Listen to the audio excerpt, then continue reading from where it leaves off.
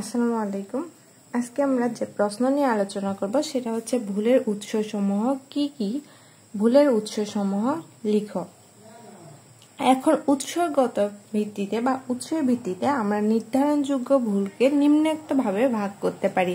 যেমন প্রথমটা যান্ত্রিক ভুল ও বিকারজনিত ভুল, পদ্ধতিগত ভুল, যুগধর্মী ও আনুপাতিক ভুল এবং ব্যক্তিগত ভুল। এখন যান্ত্রিক ভুলগুলো কি কি বা যান্ত্রিক ভুল কাকে বলে? বিশ্লেষণকারে ব্যবহৃত যন্ত্রপাতি থেকে এই ধরনের ভুল হয়ে থাকে। আমরা যখন কোনো কিছু বিশ্লেষণ করব, এই বিশ্লেষণকালে যেগুলো আমরা ব্যবহৃত যন্ত্রপাতি বা যে যন্ত্রপাতিগুলো আমরা ব্যবহার করে থাকি সেইটা থেকে যে ভুলটা হয় সেটা হচ্ছে আমাদের যান্ত্রিক ভুল। যেরকম আমরা যদি কোনো কেমিক্যাল রিয়াকশন ঘটাইতে চাই বা কোনো একটা বিক্রিয়া করতে চাই, তখন আমাদের কি করতে হয়? বিভিন্ন ধরনের যন্ত্রপাতি ইউজ করতে হয়। যেরকম ব্যালেন্স সঠিক না থাকলে মাপনে এরকম ভুল দেখা দেয়। এখন আমাদের যান্ত্রিক ভুলগুলো কেমন কি? যান্ত্রিক ভুলগুলো হচ্ছে আমরা যখন বিক্রিয়া করি, বিক্রিয়া করার সময় আমরা দেখতে পারি যে অনেকগুলো যন্ত্র থাকে। এই যন্ত্রগুলোর ক্ষেত্রে আমাদের অনেক সময় ব্যালেন্স সঠিক নাও হতে পারে। এই ব্যালেন্স সঠিক না হলে যে ভুলগুলো হয় যন্ত্রের মাধ্যমে, সেগুলোকে আমরা বলে থাকি যান্ত্রিক ভুল। এখন আসি এই ভুলগুলো বা যান্ত্রিক ভুলগুলো কিরকম হতে পারে। একটা হচ্ছে ওজনের ক্ষেত্রে আর একটা আয়তনের ক্ষেত্রে। এই যান্ত্রিক ভুলের মধ্যে ওজনের ক্ষেত্রে যে ভুলগুলো হয় সেটা কিরকম? পরিমাপের জন্য যেসব ওজন ব্যবহৃত হয়ে থাকে তার ওজন সঠিক নাও হতে পারে। আমরা যখন কোনো কিছু পরিমাপ করি তখন যে ওজনটা নেওয়া হয়, বা ধরে নিলাম যে আমাদের একটা বিকারের মধ্যে সোডিয়াম ক্লোরাইড নেওয়া হচ্ছে। এই সোডিয়াম ক্লোরাইড নেওয়া হচ্ছে 10 mg। অনেক সময় দেখা যায় না যে এই 10 mg জায়গাতে 10 পয়েন্ট সামথিং বা 9 পয়েন্ট সামথিং এরকম ওজন আমরা নিয়ে থাকি। তখন দেখা যায় যে এই ওজনটা সঠিক নাও হতে পারে। যে ওজনের গায়ে 100 mg লেখা আছে তার ওজন সত্যিকার 100 mg নাও হতে পারে। এর ওজন নিয়ে বিশ্লেষণ করা হলে যান্ত্রিক ভুল হতে পারে। এই যে যখন আমরা 10 mg জায়গাতে যখন 9 mg বা 10 mg সামথিং এরকম কোনো একটা ওজন নিয়ে থাকি, তখন যে ভুলটা হয়ে থাকে সেটাকে আমরা বলে থাকি যান্ত্রিক ভুল। সেটা কিসের ক্ষেত্রে? ওজনের ক্ষেত্রে। এখন আয়তনের ক্ষেত্রে কিরকম ভুল হয়ে থাকে? আমরা যখন কেমিক্যাল রিয়াকশন ঘটাইতে চাই বা যখন আমরা ল্যাবে যাই, তখন দেখতে পারি যে বুলেট, পিপেট ইত্যাদি আয়তনিক কাজ পাত্রের আয়তন মাত্রা ঠিক না থাকলে মাপনে ভুল হতে পারে। এখন আমাদের এই যে যখন আমরা কেমিক্যাল রিয়াকশন ঘটাবো তখন আমাদের কি কি ব্যবহার করতে হয়? বুলেট, পিপেট এই ধরনের বিভিন্ন ধরনের জিনিসপত্র ব্যবহার করে থাকি। এই যে এই জিনিসপত্রের ব্যবহারের ক্ষেত্রে যখন আমরা আয়তনিক কাজ পাত্রের আয়তনটা নেই, সেই আয়তনটা ঠিক নাও হতে পারে। এই আয়তন ঠিক না হওয়ার কারণে যে ভুলটা হয় সেটা হচ্ছে আয়তনের ক্ষেত্রে যান্ত্রিক ভুল। এখন আসি পদ্ধতিগত ভুল। পদ্ধতিগত ভুলটা কিরকম? বিশ্লেষণ পদ্ধতি ত্রুটিপূর্ণ হলে এই ধরনের ভুল হয়ে থাকে। তাছাড়াও রাসায়নিক বিশ্লেষণের যে সকল বিক্রিয়া ব্যবহৃত হয় তা অবশ্যই ম্যাট্রিক হতে হয়, আবার টাইট্রেশনের বিক্রিয়া দ্রুত হতে হয়। আমাদের পদ্ধতিগত ভুলের মধ্যে কি পড়ে? আমরা যখন কোনো একটা বিক্রিয়া ঘটাই তখন বিক্রিয়ার ক্ষেত্রে আমাদের কি হয়? বিক্রিয়াটা অবশ্যই ম্যাট্রিক হতে হবে। আবার অনেক সময় দেখা যায় যে এই বিক্রিয়া টাইট্রেশনের বিক্রিয়া দ্রুত হয়। যেরকম আমরা কোনো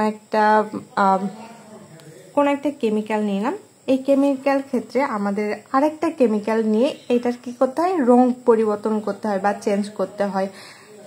সেক্ষেত্রে আমাদের কি করতে হয়? এই যে আমরা একটা কেমিক্যালের মধ্যে আরেকটা কেমিক্যাল দিয়ে ঝাঁকানোর পরে যেটা দেখা যায় যে একটা সময় যায় 5 মিনিট বা 10 মিনিট পরে সেটার রং চেঞ্জ হয়ে যায়।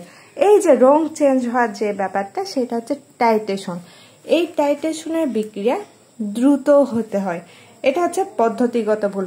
মানে আমরা যখন টাইট্রেশন করব তখন দেখা যায় যে একবারে এই কেমিক্যালটা পড়তে পারে যেটা আমাদের ফোটায় ফোটায় পড়া উচিত ছিল।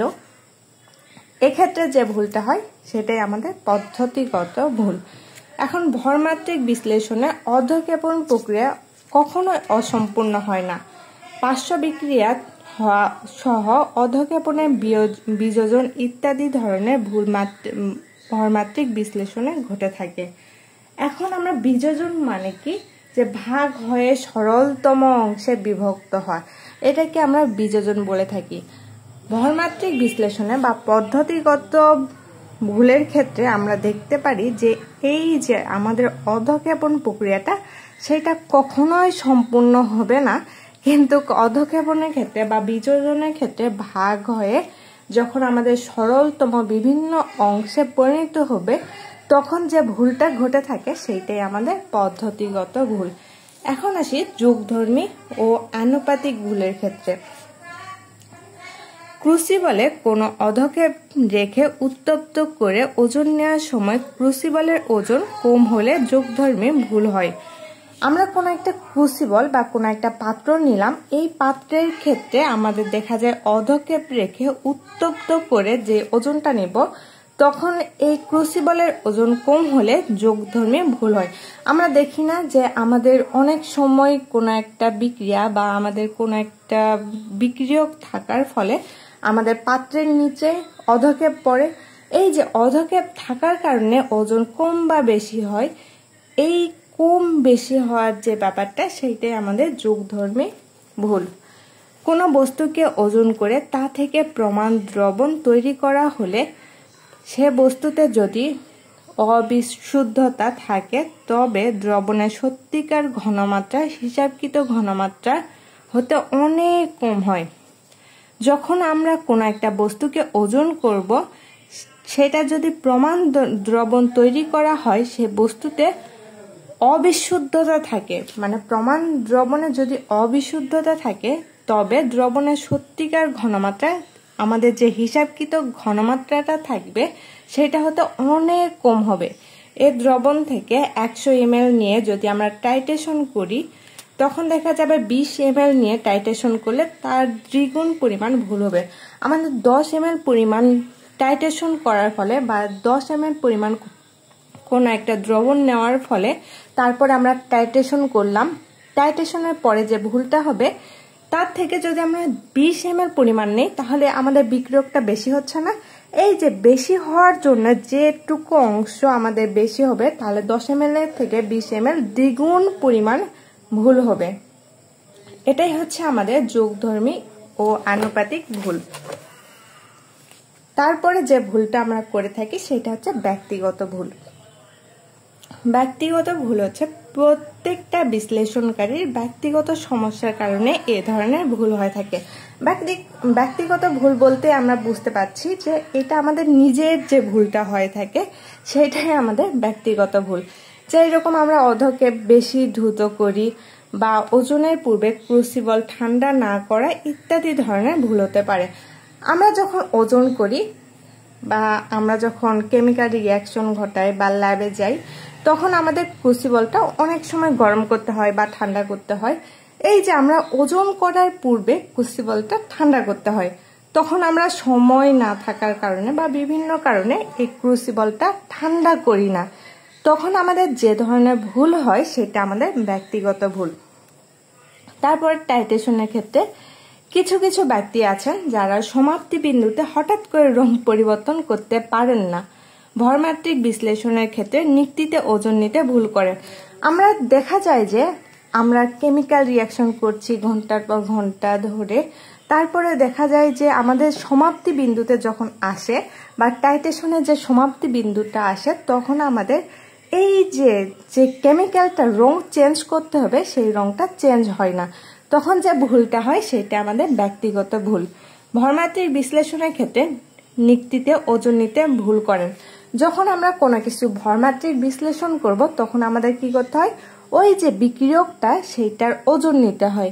এই যে ওজন নিতে যে ভুলটা হয় সেটাও আমাদের ব্যক্তিগত ভুল হতে পারে। অনেক সময় দেখা যায় যে আমাদের কেমিক্যাল রিঅ্যাকশন ঘটাচ্ছে বা আমরা যারা যারা কেমিক্যাল রিঅ্যাকশন ঘটাই তাদের অনেক সময় চোখের সমস্যা থাকে। এই চোখের সমস্যার কারণে আমাদের বুলেট পার্ট নিতে ভুল করলে যে ভুলটা হয়ে থাকে সেটা আমাদের ব্যক্তিগত ভুল। আবার ভরমাত্রিক বিশ্লেষণে ক্রুসিবলে ঠিক মতো তাপ না দেওয়া, পানিগ্রাহী পদার্থকে না ঢেকে ওজন করলে ভুল ফল পাওয়া যায়, এগুলোই হচ্ছে আমাদের ব্যক্তিগত ভুল। তাহলে আমরা যে ভুলটা দেখলাম বা আমাদের প্রশ্নে ছিল ভুলের উৎসসমূহ কি কি, ভুলের উৎসসমূহ তাহলে কি কি? যান্ত্রিক ভুল, পদ্ধতিগত ভুল, যুগধর্মী ভুল এবং ব্যক্তিগত ভুল, এগুলোই হচ্ছে আমাদের ভুলের উৎস। আসসালামু আলাইকুম।